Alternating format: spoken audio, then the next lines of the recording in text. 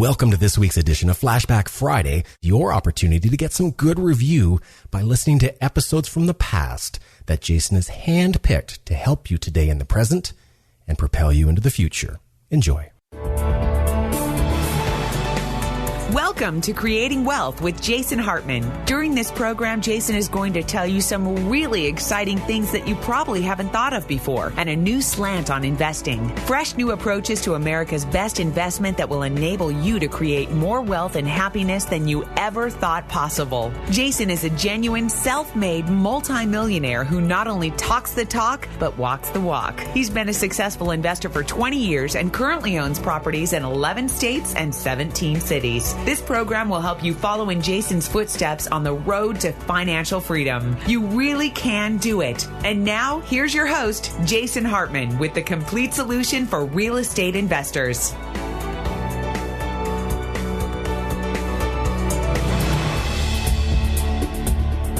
Welcome to the Creating Wealth Show. This is your host, Jason Hartman, and this is episode number 389. Thanks so much for joining me today. I kind of feel like I haven't been with you in a while, at least not directly, in that we've played a lot of interviews with guests and so forth, but not that many where I've just kind of been talking to you. So I'm really glad to just be talking to you today and going over a bunch of issues. And I'm actually on the way to the airport. I'm here in the South, in beautiful Gulf Shores, Alabama, and Mom is with me. She's taken me to the airport. The first thing I wanted to say is, since I announced my mom's medical condition on the show several weeks back, thank you so much to all of you. I guess we've got a lot of doctors in the audience, so we really appreciate the calls and the emails and the advice we got from you, so thank you very much for that. And I'll give you a little update into what has happened since then. Here's Mom. Mom, say hello.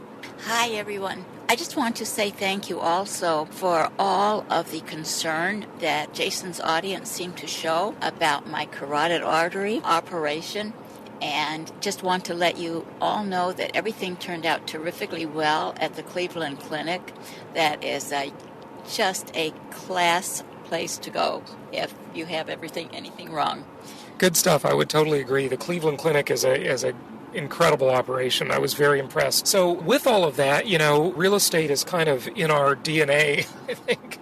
What happened is I actually flew to Cleveland to meet my mom there, and she drove up there. And while I was in Cleveland, we were there for about a week with her recovery and so forth from the surgery. That went very well, as you just heard. And I met with our Cleveland local market specialist, who actually is one that we've been working with for quite a while in another market. He formed an alliance with a group up in Cleveland, and I met with them and I looked at their properties, and I gotta say, I did not think I would like Cleveland very much. We have shied away from a lot of the previously blighted markets. We're still shying away from the real blighted ones like Detroit. But, I was pleasantly impressed with Cleveland. I really was. It was amazing. Now, I was impressed with all of the extensive downtown redevelopment projects. I was impressed with the properties and the cash flow on those properties. I was impressed with the rehab. Again, we're working in Cleveland with the same provider we've been working with for many, many years in another market. So you'll hear more about that, and you'll hear more about his partner in the Cleveland market that's doing the direct business. More on that to come. I did shoot some video, and I'll share that with you on our YouTube channel, and maybe we'll even play the audio track from some of that video. We might even do it on this podcast, time permitting, because one of those audio tracks is really just a conversation, while the other videos are looking at properties, and so the visual helps. But for the conversation, we can probably just play the audio part of that video on the podcast here today. And then Mom and I, after looking at Cleveland, Mom, you got to share the funniest thing. And I was very concerned about you, during the surgery as I was pacing around the waiting room and so forth there at the Cleveland Clinic. But I knew you were okay when you were in the intensive care unit and you demanded your iPhone. And what were you doing on your iPhone? I actually took a funny picture of you. Why don't you talk about that? Well, I had the operation the second or third day of the month. It was the second. It was July 2nd. Oh, okay, it was July 2nd. Anyway, the rents are supposed to be in my bank account on the first day of the month. So I was simply calling those that I didn't think had paid yet that weren't registered in my bank to pay the rent immediately.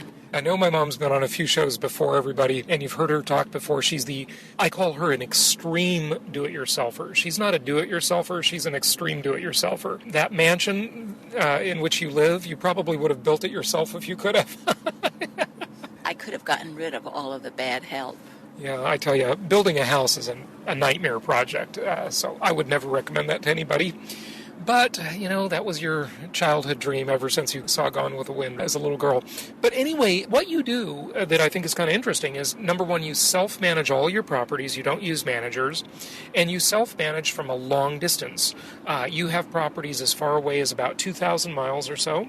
And then you have closer properties that are within maybe, 60, 80 miles. Biloxi Gulfport, that's where you've got one. You've got another one in Tuscaloosa, I think, right? Yes, those are the closest. Do you have anything in Mobile, Alabama? No. So those rental properties, what you do that's interesting is you have all your tenants deposit the rent into your bank account. So you bank with a big national bank, and they're responsible for going to the bank and depositing the money into your account on the first. And I remember when you were in the intensive care unit, and this was literally, look, folks, I tried to stop her. I tried to take the phone away. She wouldn't have it. That's just, you have to know my mom to understand that. You're not gonna stop her from doing anything. And so you had a sheet of paper there, and you were looking at the deposits, and you had a pencil, and you were writing down on a sheet of paper which ones had deposited, and you discovered that of all your rental properties, 4 people had not made their deposit. And you were calling them on your iPhone from the ICU, where they strictly say that you are not allowed to have phones in there. Well, actually, it was only 3 people. The bank had kind of made a mistake on one of the tenant's deposits. I couldn't quite recognize it, but they corrected that the next day, and the tenant told me that they had definitely deposited, and they were telling the exact truth. So it was only 3 people that hadn't deposited immediately.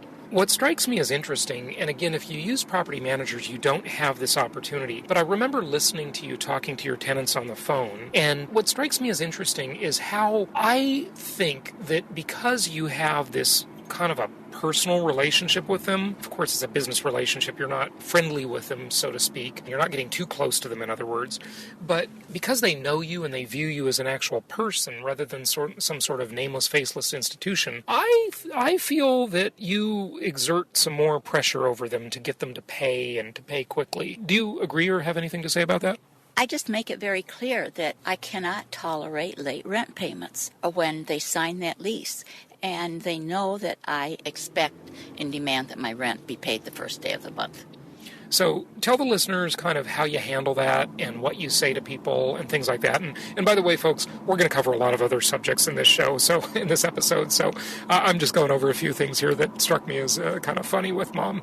But tell the listeners how you handle that, what you say to them. Well, I simply call them and say, hi, whoever it is on the other end of the line. I don't see your rent in my bank deposit yet, and is there a problem, or did you already put it in, or what is going on?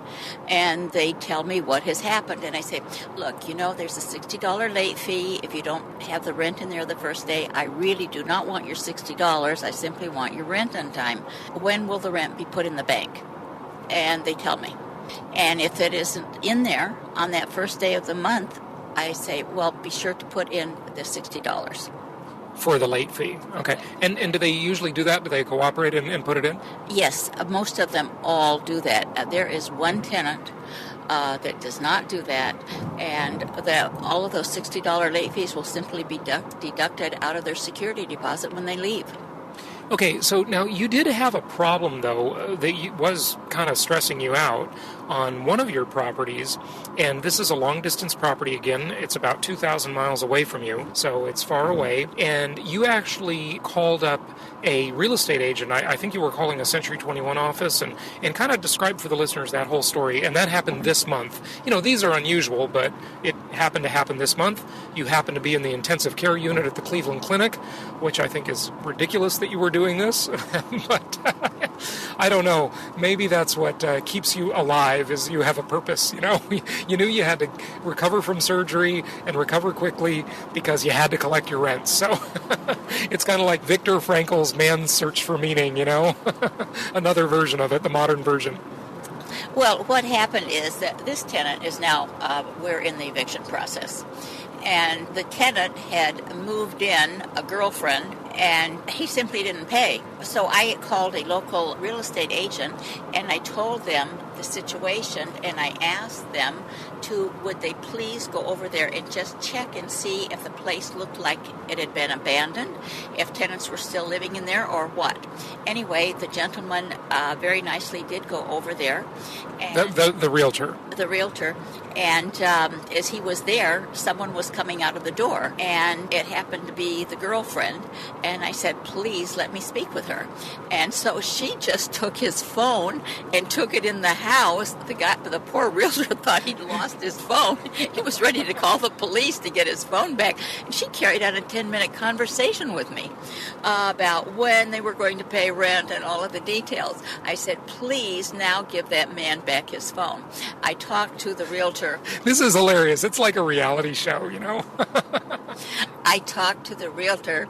A few hours later, I called him and said I wanted his address. I wanted to send him a check for his work and helping me out. And he refused the check, and he says, that's just my job, to give really good service to people. So I thought, that's a great guy, and I will certainly go back to him when I need to. Yeah. So the realtors, you know, there's what you've got to realize, if you want to self-manage your properties, and if you want to be, you know, an extreme do-it-yourselfer like my mother. I mean, the vast majority of our clients, you know, and I'm talking vast majority, maybe, 95% of our clients use property managers. And, I do it both ways myself. Some of my properties I self-manage, and as I've said to you on many episodes for a long time now, I was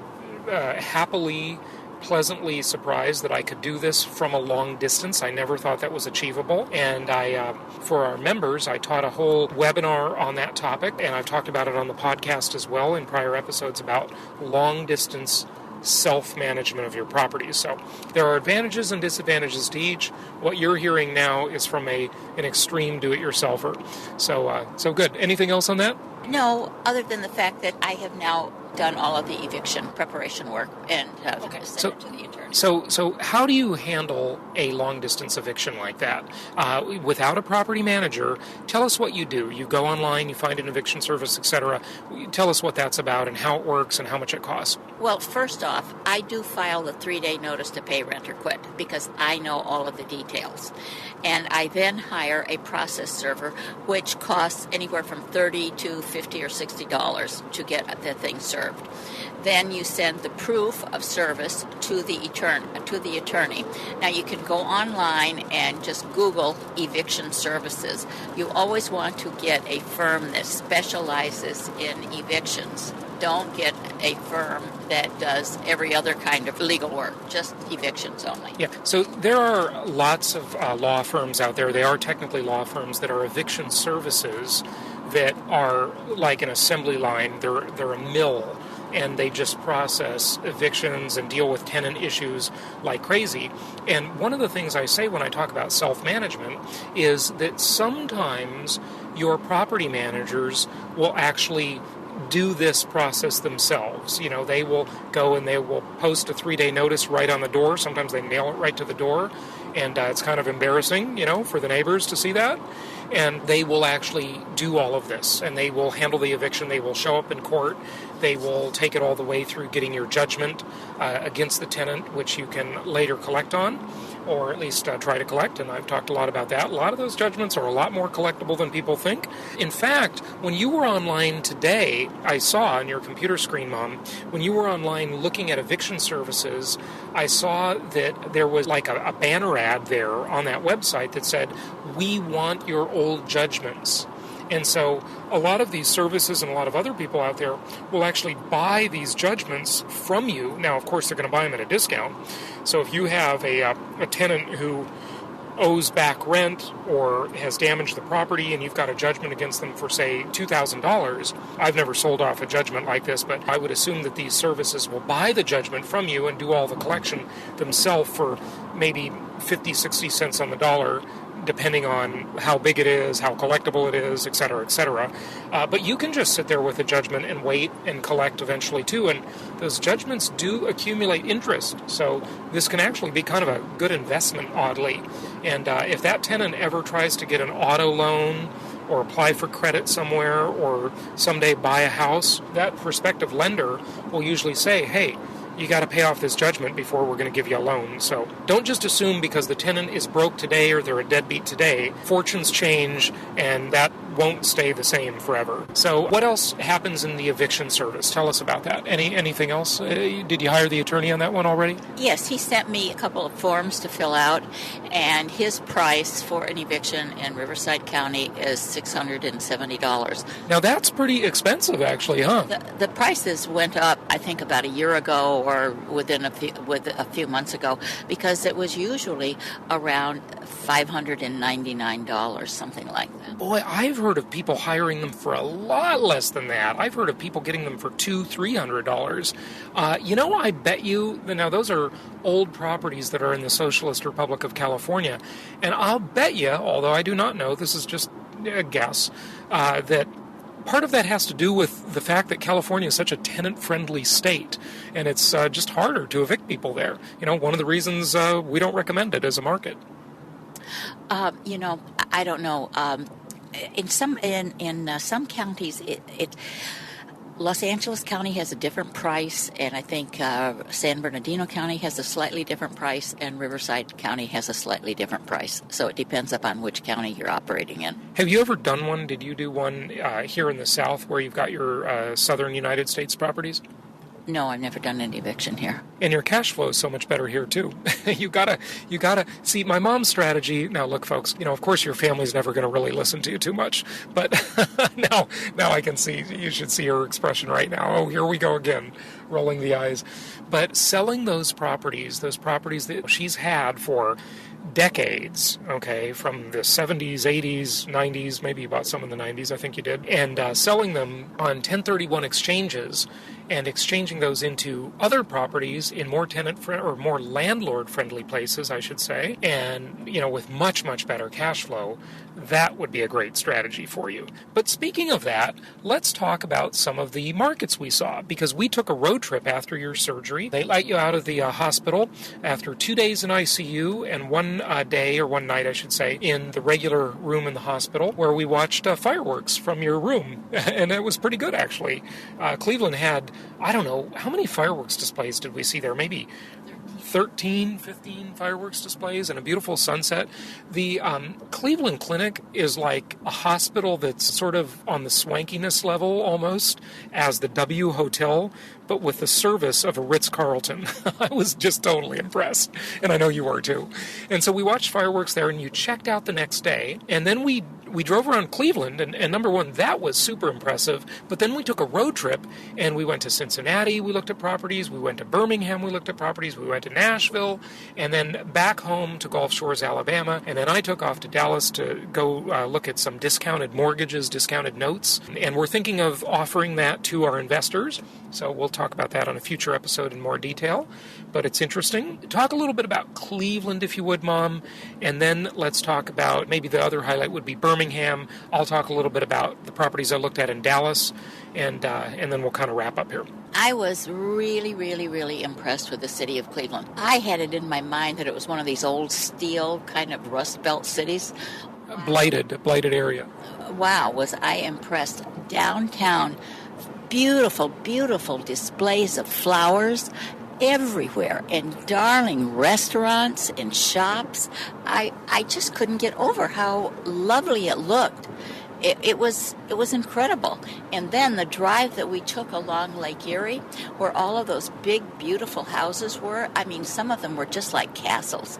I was just blown away. They're like, those are like the old money, probably old industrial money homes, and they were very impressive. But there were also beautiful neighborhoods. These weren't castles, but they were beautiful big homes, just one house after another, huge big lawns. Everything was green, lots of trees, flowers, just a lovely sight to drive around there. Amazingly, some of these former Rust Belt cities are really finally getting it. They're not doing the idiotic thing, the big government liberal thing where they drive all the businesses out like California has been for so many years. And they're getting it. I mean, there are a whole bunch of incentives to move your business to Cleveland. They'll give you free real estate. They'll give you free warehouses. And, I mean, Mom, one of the things that just, I couldn't believe it. We went to the Rock and Roll Hall of Fame. We had lunch downtown. We had dinner downtown the night before at that beautiful restaurant. What was that called? Blue Nose or something? I think it was Blue Point or Point Blue. And then there was a Blue Point. It was Blue Point, yeah. There was a horse with carriage that you could drive around the city with. There were a few of those, remember? And remember my dog Coco, who's in the back seat here? Oh, yeah, there was more than one of them, definitely. Remember how Coco freaked out thinking that horse is a big dog? And she didn't know what to think of that. But that was amazing. And it was so clean, I didn't see a single homeless person anywhere. Now, maybe it's just too cold to have many homeless people, but it wasn't cold when we were there, of course, in the summertime, but it is other times of year. And, I mean, I was just amazed. I did not think it would be that nice. It certainly wasn't that nice last time I was there years ago. And there was one charming area called Little Italy with all of the tables out on the sidewalks and the tablecloths and people eating out in the evening. It was just totally charming. I liked it a whole bunch. Okay, let's switch gears and let's talk about our next real big property stop. I mean, we did some others, but, these are the major highlights we'll give you. And that was Birmingham, Alabama. Now, we've been doing business in Birmingham for a while. We stayed at that beautiful Westin Hotel in Birmingham and that whole new area of redevelopment there that was really, really nice. Shops, restaurants. It was gorgeous. It was really nice. Then we went out with our provider, who we've been working with for a long time. We saw some of the homes that you, the listeners, our clients, have purchased and rented, and some that are in escrow or under contract, I should say, and you haven't closed on them yet. We saw some of those and took some video. And the thing about Birmingham is that there are different management styles, different rehabbers or local market specialists that we work with have a different style of doing business. And, one of the things I say is that this is a very fragmented industry. Everybody works a little differently. That's what keeps the institutional investors largely out of our business. I know we've been talking about hedge funds and private equity being in the real estate business, but they don't like it very much, and they're not really staying in it. They're not here to stay because it's just too fragmented for them. It's not easy for them like other institutional investments that offer lower returns. But when it's not your money, your return is not that critical of an issue, okay? And that's how they think. They just get paid to manage capital, right? So Birmingham, the key thing there is our local market specialist there is what I call the minimalist manager. What I mean by that is that these properties are really designed and the rehab is done in such a way so that the property is kind of bulletproof, if you will, where there's just not that much to break. And I was thinking about all the properties I own and have owned over the years, and the things that break and the things that I get, calls on, or, the property manager shoots me an email on asking me, do I approve this expense to fix this or that? And I couldn't believe our local market specialist there, who's also property manager. Mom, do you want to talk about some of this minimalist management that you, by the way, loved it, okay? I was a little bit less enamored of it than you, but the more I think about it, the more I think, gosh, you really could have nearly expense-free properties with this style. What are your thoughts? I was impressed because if you don't have a garbage disposal to fix or a dishwasher... They said they actually prefer properties with no garages, and if it has a garage, they usually take the garage door out and just make it a room because it's less things to break, There's never going to be a garage door to repair. There's never going to be a garage door opener to repair, things like that. Yeah, and no microwave oven to replace. I just love the whole concept of this minimalist type of thing. It reminded me of houses that were built in Los Angeles in the 1940s. They didn't have all of these great modern improvements, all of these kitchen packages, the stove, the refrigerator, the microwave, the garbage disposal. That wasn't in existence in Birmingham, and those would be great houses. The rent might be lower, but you're not going to spend all of that money fixing them up and hiring plumbers to go out there. Well, the rent really is quite good. I mean, these are lower middle houses, okay? And so the typical deal there that we looked at, where you'll buy the property for maybe $55,000 to $65,000. I mean, there are, this fluctuates, but this is what we kind of looked at that day. And it will rent for about 1.2% of the value, maybe somewhere in that range. So your $60,000 property will rent for $800 a month. And it's a minimalist deal. So again, the tenant doesn't have very high expectations. They get a single-family detached home, and they get a yard front and back, and they get 3 bedrooms and 1 or 2 baths. And another nice aspect of those homes is because they are the older homes, is that they typically have hardwood floors in. So hardwood floors are much more desirable than carpets, and you don't have to keep replacing the carpets. Yeah, a lot less maintenance there. So that's the minimalist style of management. And what it means, no garbage disposals, no dishwashers, no microwave, no garage, and obviously no refrigerator, washer, and dryer. The tenant supplies their own. And the tenant, can treat the dishwasher just like any other appliance. They don't a lot of times expect a washer, dryer, or a refrigerator. So, they bring those, and they can bring a dishwasher too. There are dishwashers that are mobile, that are, not built in. When I said the rents are lower, they're not lower they're lower in the rents that you would get in California, but in the relation to the prices that you pay for those houses, you are having positive cash flow. I mean, great positive cash flow. And the point is that you get to keep most of it because you don't have to spend it all in repairs. Yeah, good stuff. And we're going to be touring, by the way, slated for maybe late September, but our Little Rock property tour, by the time you hear this, I'm pretty sure it'll be on the website at jasonhartman.com. So there's another great market that you can look at. And I just, we're kind of running out of time, so I think I'm going to skip telling you about our Dallas tour. I mean, not ours as a company, but my Dallas tour. And I'm not going to tell you about discounted notes and those kinds of opportunities in this show because we're already at about 30 minutes here. But I do want to tell you, go to jasonhartman.com, join us for our Little Rock Creating Wealth Seminar and property tour, and that will be in mid to late September. More details to follow very soon, but you can register and get the early bird pricing at jasonhartman.com in the events section. I've never really thought of Jason as subversive, but I just found out that's what Wall Street considers him to be. Really? Now, how is that possible at all? Simple. Wall Street believes that real estate investors are dangerous to their schemes because the dirty truth about income property is that it actually works in real life. I know. I mean, how many people do you know, not including insiders, who created wealth with stocks, bonds, and mutual funds? Those options are for people who only want to pretend they're getting ahead. Stocks and other non-direct traded assets are a losing game for most people. The typical scenario is you make a little, you lose a little, and spin your wheels for decades. That's because the corporate crooks running the stock and bond investing game will always see to it that they win.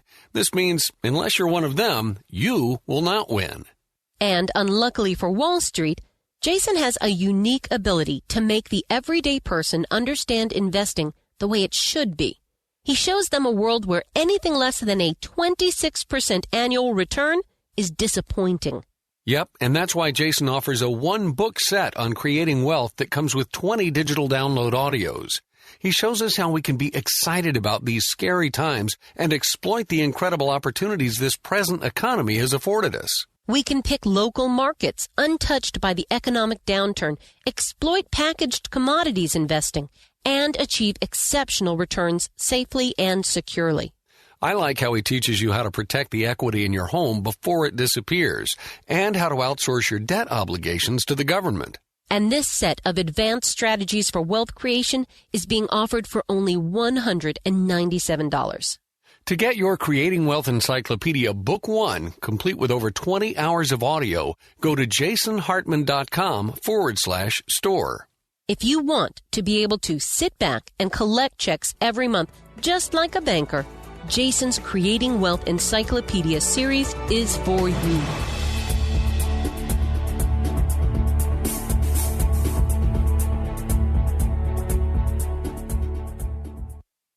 This show is produced by the Hartman Media Company, all rights reserved. For distribution or publication rights and media interviews, please visit www.hartmanmedia.com or email media@hartmanmedia.com. Nothing on this show should be considered specific personal or professional advice. Please consult an appropriate tax, legal, real estate, or business professional for individualized advice. Opinions of guests are their own, and the host is acting on behalf of Platinum Properties Investor Network, Inc. exclusively.